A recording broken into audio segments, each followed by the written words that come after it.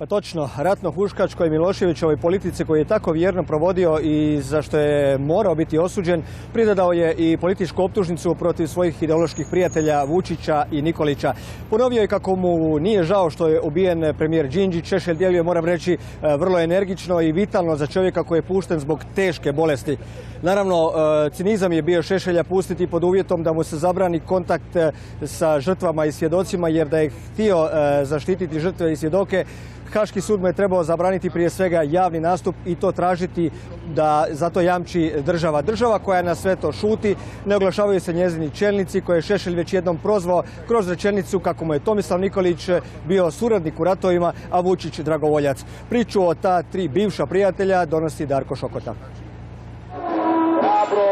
Hrabro Nestorove junačine, zadajmo im posljednji udarac, ne misle da se predaju. Ovako se u studenom 1991. u razorenom Vukovaru derao i otvoreno pozivao na pokolj preostalih Hrvata četnički vojvoda Vojislav Šešelj.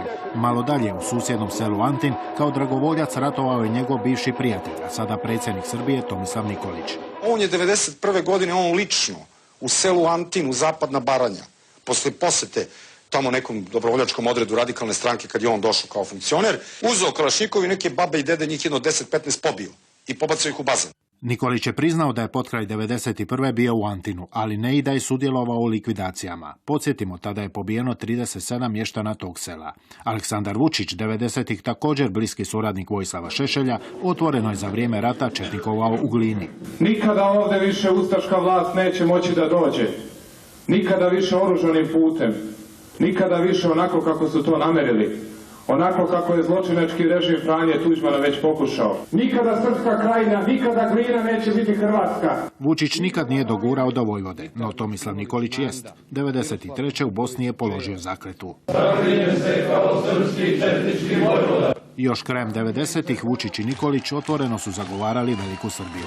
Hoćemo samo ono što je naše srpsko, a to jesu i taj Karlobag i Ogulin i Karlovac i Virovitica i sve te srpske zemlje.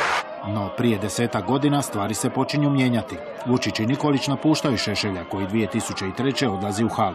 I dok je Šešelj godine proveo u zatvoru, to vrijeme su Vučić i Nikolić solidno iskoristili. Jedan je postao predsjednik, drugi premijer Srbije. Ipak velikosrpsku retoriku u međuvremenu su odbacili. Njihove političke poruke postale su umjerenije i tolerantnije. No Šešelj, koji se jučer vratio iz Haaga, osjeća se izdanim, te direktno proziva bivše partnere Vučića i Nikolića. Moji najdirektniji saučesnici u svim mojim ratnim zločinima i zločinima protiv čovječnosti, Tomislav Nikolić i Aleksandar Vučić, da me isporuče Haškom tribunalu. Šešelja je Haag poslao kući radi liječenja. Ipak njemu je rak, prema vlastitom priznanju, sada sporedna stvar. U Haag se dragovoljno ne želi vratiti. Opet će se baviti politikom, propagirajući ideju Velike Srbije. Dakle, dobio sam 2 kancera. I znate kako sam nazvao te kancere? Ta 2 moja kancera na jetri nose imena Tomislava Nikolića i Aleksandra Vučića. Reakcija službene Srbije za sad nema, tek želje za brzim oporavkom. Ja, gospodinu Šešelju, kao predsjednik vlade Srbije, želim dobro zdravlje, želim brz oporavak.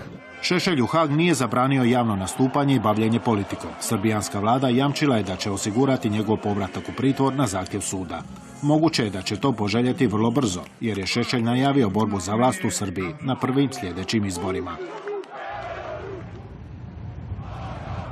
Šešelj je inače za subotu najavio skup u središtu Beograda na kojem će se i vidjeti njegova, kažu, prava snaga. Neki analitičari, gladnom narodu treba nacionalističke retorike, iako i ideje koje on zastupa nisu nikada prestale, dakle, živjeti u Srbiji, a sada se vraćaju kao bumerang.